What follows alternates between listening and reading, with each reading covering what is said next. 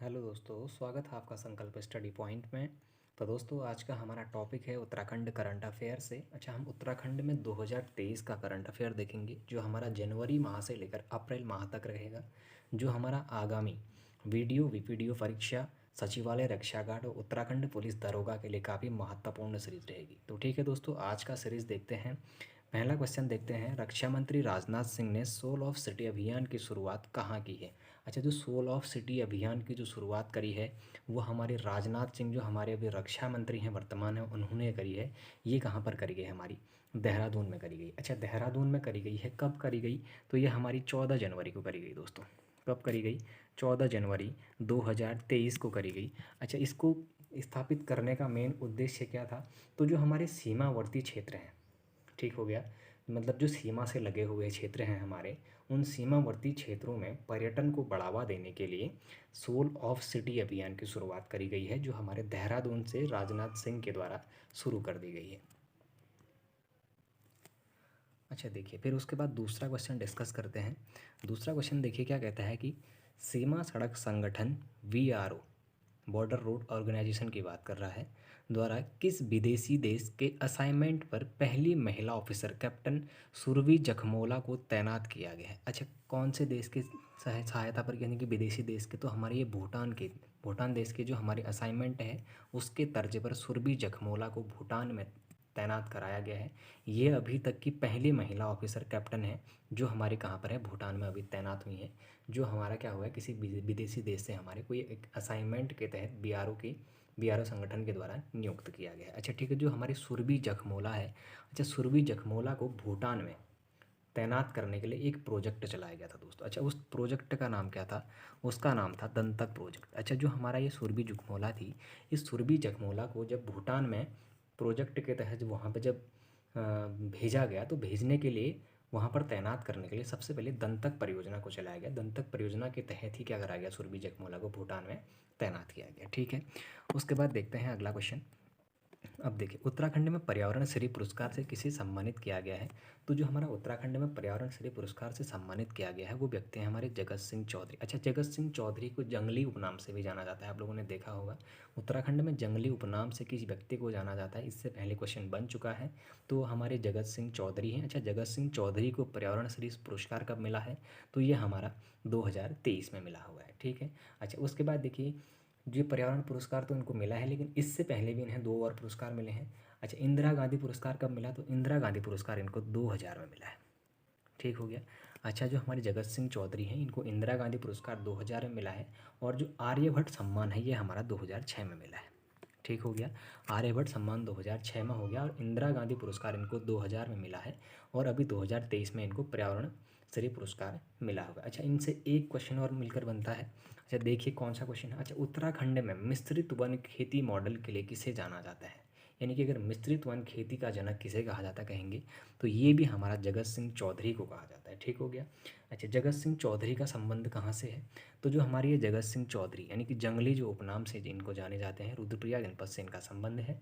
उसके बाद बात करेंगे अगले क्वेश्चन की। तो देखिए, वर्ष 2023 के गणतंत्र दिवस समारोह में उत्तराखंड की झांकी क्या थी? अच्छा, उत्तराखंड की झांकी की बात करेगा तो गणतंत्र दिवस की परेड में उत्तराखंड की जो झांकी थी इस बार की, वो मानस खंडी थी। ठीक हो गया। अच्छा, मानस खंडी थी, और इस बार उत्तराखंड का स्थान देश में प्रथम था। ठीक हो गया। अच्छा, देश में इसका प्रथम स्थान था। देश में प्रथम स्थान होने के साथ साथ इसमें क्या क्या चीज़ें प्रदर्शित करी गई थी उसके बारे में बात करते हैं। सबसे पहले तो इन लोगों ने कार्बेट नेशनल पार्क को दिखाया गया था, उसमें हमारे बारहसिंगा को भी दिखाया गया था। अच्छा, जागेश्वर धाम उसमें दिखाया गया था, और राज्य पशु, ठीक हो गया, कस्तूरी मृग को उसमें दिखाया गया था, और उसमें ऐपण कला को भी दिखाया गया था। ठीक हो गया। अच्छा, इन सभी चीज़ों के साथ उत्तराखंड की जो झांकी थी उसको प्रथम स्थान दिया गया था। ठीक हो गया। अच्छा ठीक है, ये तो 2023 की बात है। अच्छा, 2022 में उत्तराखंड की झांकी क्या थी गणतंत्र दिवस पर? तो उस समय क्या थे हमारी, उस समय जो हमारी थीम थी वो हमारी बद्रीनाथ धाम और डोबरा चांटी पुल थी। ठीक हो गया। उसके बाद बात करेंगे 2021 की झांकी क्या थी गणतंत्र दिवस परेड पे? तो उस समय हमारी केदारखंड की थी, केदारखंड की झांकी थी। अच्छा, केदारखंड की झांकी ने 2021 में तीसरा स्थान प्राप्त किया हुआ था। अच्छा, सबसे पहले बात करेंगे कि जो हमारी उत्तराखंड की जो झांकियाँ गणतंत्र दिवस के परेड में जो हमारी जाने लगी, सर्वप्रथम उनकी शुरुआत कब से हुई और सबसे पहले किस चीज़ की जो झांकी थी वो हमारी गणतंत्र दिवस के परेड में लाई गई थी। तो ठीक है, सबसे पहले बात करेंगे हम उस परेडों के बारे में। तो देखिए, सर्वप्रथम जो हमारे गणतंत्र दिवस के परेड में जो झांकी गई थी हमारे उत्तराखंड से, तो हमारे 2003 में गई थी। और कौन सी झांकी थी? वो फूलदेही पर झांकी निकाली गई थी, 2003 में पहली झांकी थी। ठीक हो गया। उसके बाद देखिए, दूसरी जो झांकी गई थी हमारी, वो नंदा राजजात यात्रा पर गई थी। और नंदा राजजात यात्रा पर कब निकाली गई? हमारी 2005 में झांकी निकाली गई। अच्छा दोस्तों, एक चीज़ आप लोग ध्यान दीजिएगा, ज़रूरी नहीं है कि 2023 की ही झांकी पूछे, क्योंकि इससे पहले इसने एक बार क्वेश्चन बनाया था कि रम्माण को उत्तराखंड के गणतंत्र दिवस पर झांकी कब निकाली गई थी। अच्छा, रम्माण पर कब निकाली गई थी? तो आप लोगों ने देखा होगा कि इससे पहले 2016 में रम्माण पर उत्तराखंड में झांकी निकाली गई थी। तो पूछ सकता है कि नंदा राजजात यात्रा पर झांकी कब निकाली गई थी, या फिर उत्तराखंड में सबसे पहले गणतंत्र दिवस पर कब झांकी निकाली गई। तो ठीक हो गया, सबसे पहले की अगर बात करेंगे तो 2003 में फूलदेही झांकी भी निकाली गई थी, और उसके बाद 2005 में नंदा देवी राजजात यात्रा निकाली गई थी। ठीक हो गया।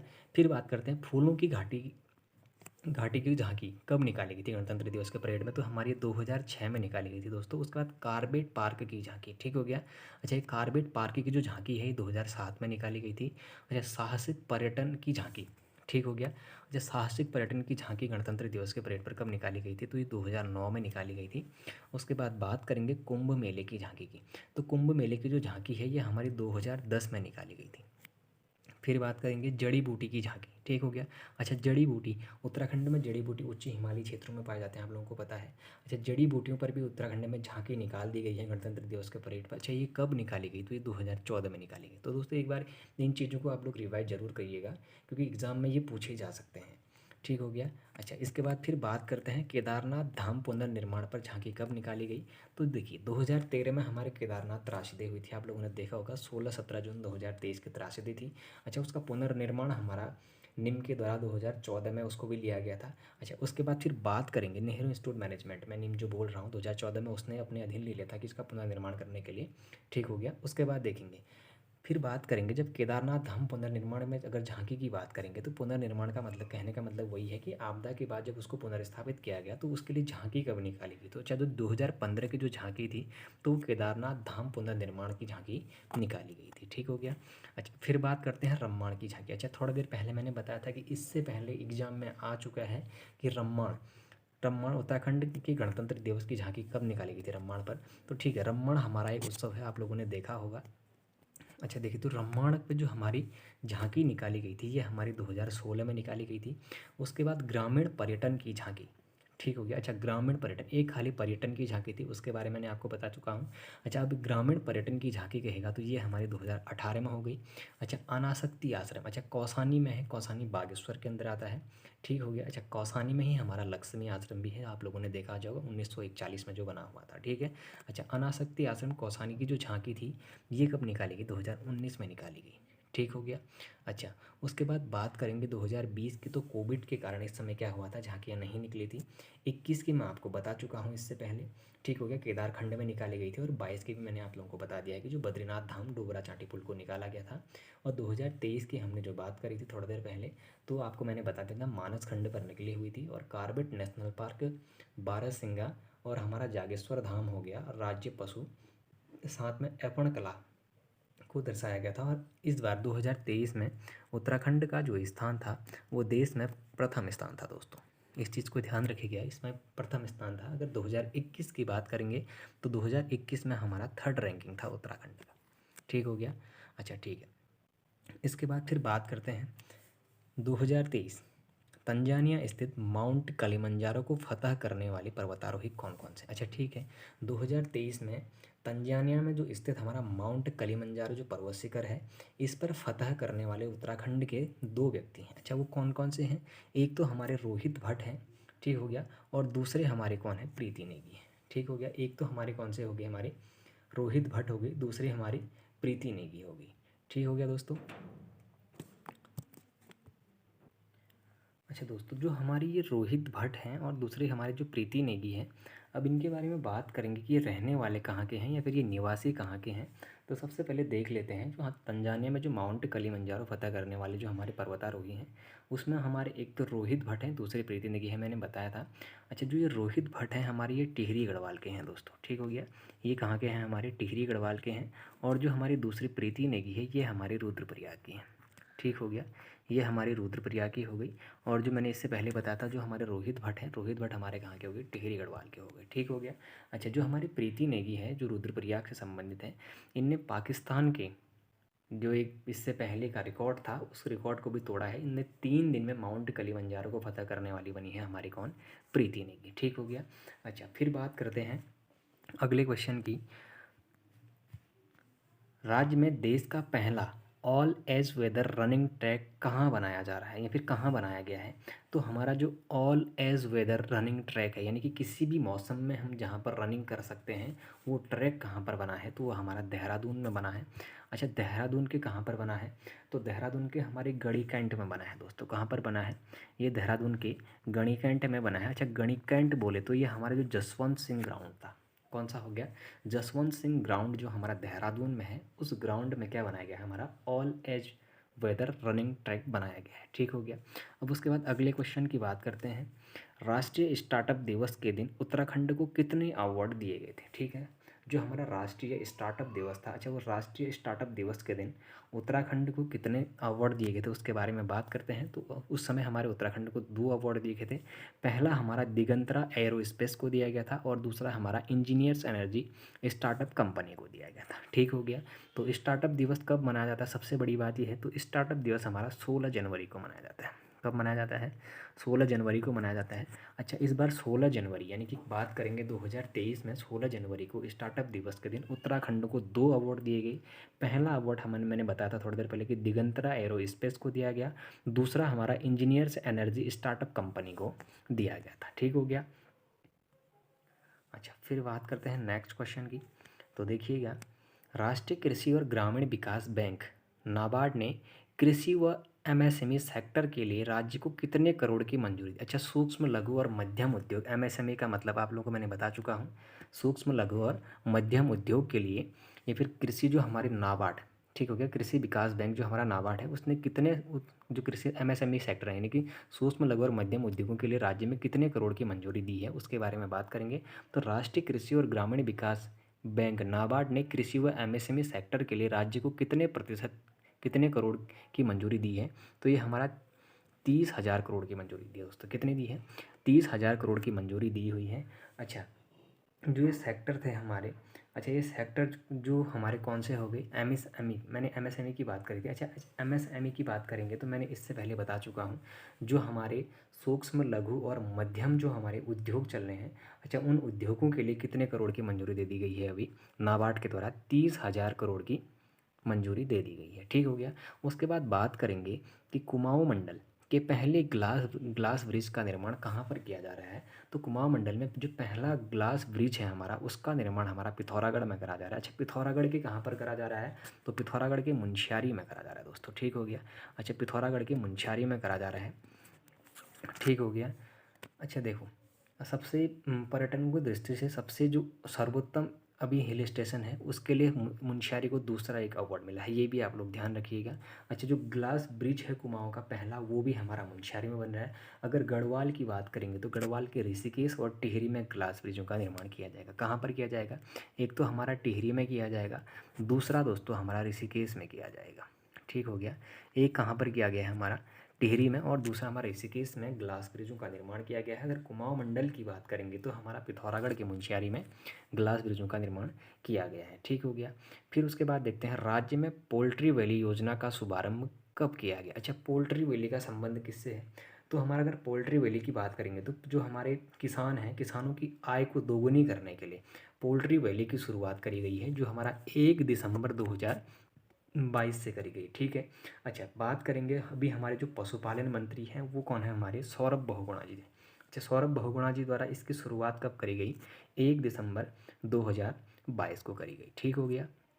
अच्छा, फिर बात करते हैं, महिलाओं हेतु सबसे पहले क्षैतिज आरक्षण का प्रावधान कब किया गया? अच्छा, ये बहुत इंपॉर्टेंट क्वेश्चन है, ठीक हो गया, क्योंकि महिलाओं के लिए जो क्षैतिज आरक्षण था उस पर कुछ समय पहले विवाद हुआ है तो इससे आप लोगों के एग्ज़ाम में क्वेश्चन बन सकते हैं। तो इस टॉपिक को आप लोग थोड़ा ध्यान से देखिएगा।